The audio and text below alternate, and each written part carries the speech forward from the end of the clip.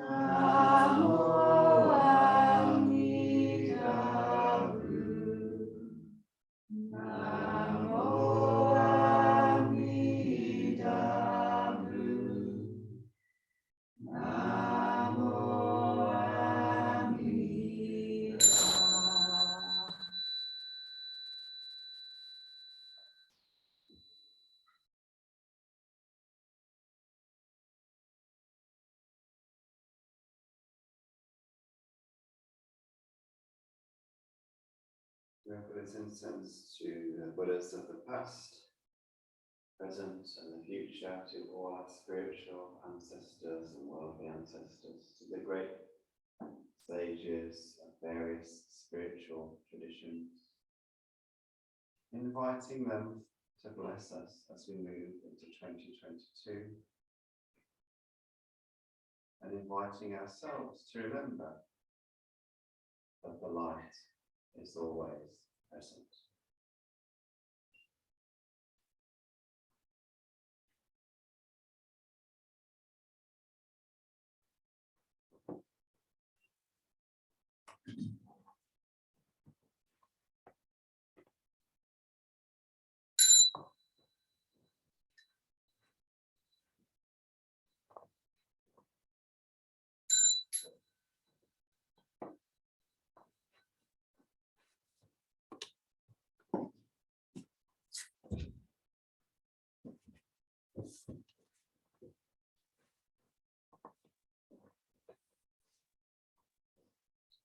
Blessed by Amitabha's light, may we care for all living things and the holy earth. And I need to be. Sorry, I jumped the gun then.